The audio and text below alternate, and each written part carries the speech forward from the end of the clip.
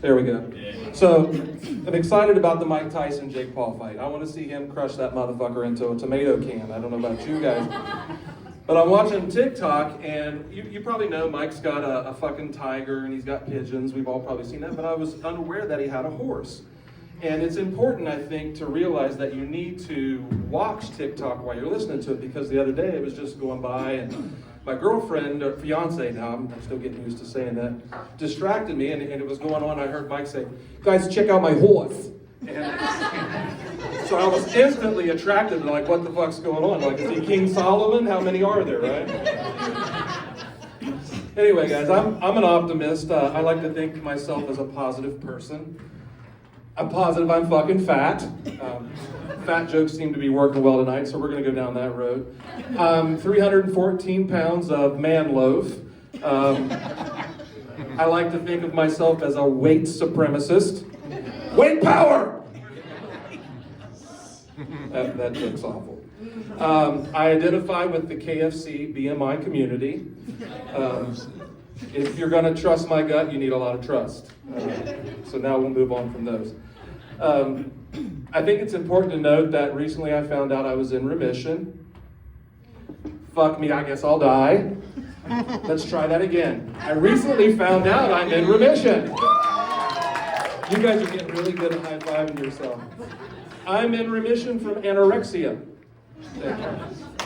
I used to be married for 20 years, and I was married to the only chubby lady that I've known that was anorexic as well, because for 20 years she had a difficulty swallowing.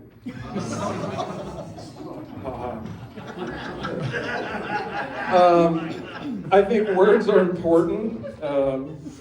From a fat guy's perspective, I'll give you a couple ideas. When you go into a Chinese buffet and they ask you what you want to drink, there's one thing that you shouldn't ask for. Water! I think a sandwich should be called a sandwich, because it should make you sing. And we all know that there's a difference between a singer and a singer, right? There's also a difference between having a drink and having a drank. In conclusion, also, I think that it's important to know that you can actually say the same thing in two different locations, and it can have two totally different meanings. I'll give you an example. So the two locations could be an auto repair shop and, let's say, a gay bar, okay? And if you walk in to an auto repair shop and you say to the technician, "How much would you charge to grease my rear end?" I wouldn't try that at a gay bar unless you're ready for that sort of thing. Consequently, if you say to that same technician, "Tranny's going out in my car," also means something totally different. Okay? Thanks, I'm glad you're coming along with me for the ride.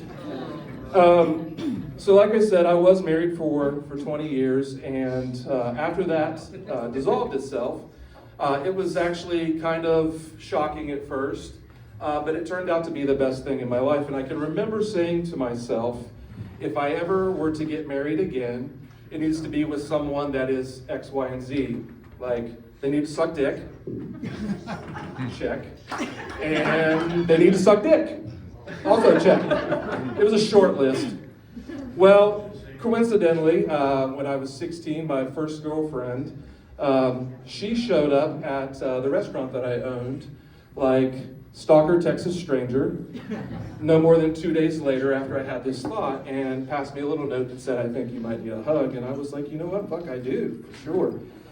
And so we've culminated a relationship, and now in July we're going to get married. Thank you. I'm excited about it, and I think she is too.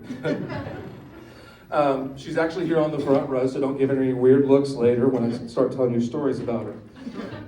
I think it's important to know that no matter who you're with, if you pay attention, you can always learn something about the person that you're with. So let me give you a story. We went a few weeks ago to a jewelry shop because she has a ring that needs to get resized for the wedding, and I had no fucking clue what size my finger was. And you guys have probably been through this whole rigmarole where you go to the jewelry shop and they put the little things on your finger. And there was nothing out of the ordinary about that day. We went in and did what we had to do, and when we walked out, it just occurred to me. I was like, this is crazy. And she said, what? I said, well, I learned something about you in that jewelry shop. And she said, what? I said, Your butthole's a 13 and a half.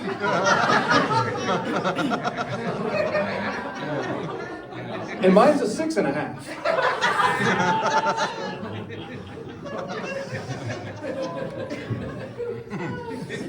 So, like I said, don't give her any weird looks after the show. I love her. She's mine. I will fight you for her. But anyway, like I said, I love her. The person I was with before, we don't need to talk bad about her because, you know, I could do that for days, and I only get 5 minutes here, so we'll move on from that. I think it's also funny when we get back to that thing about words, real briefly. There was a time when we were early in our relationship where personal space was an issue.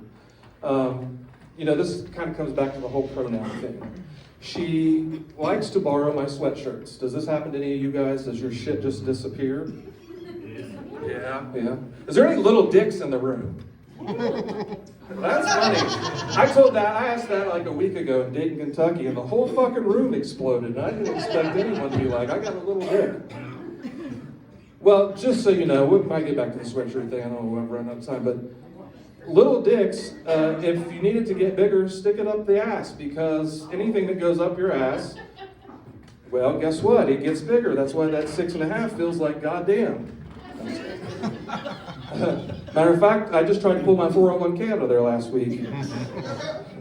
Last month I was short on my electric and I put a 20 up there and I pulled out 100 3 days later. It doesn't really work.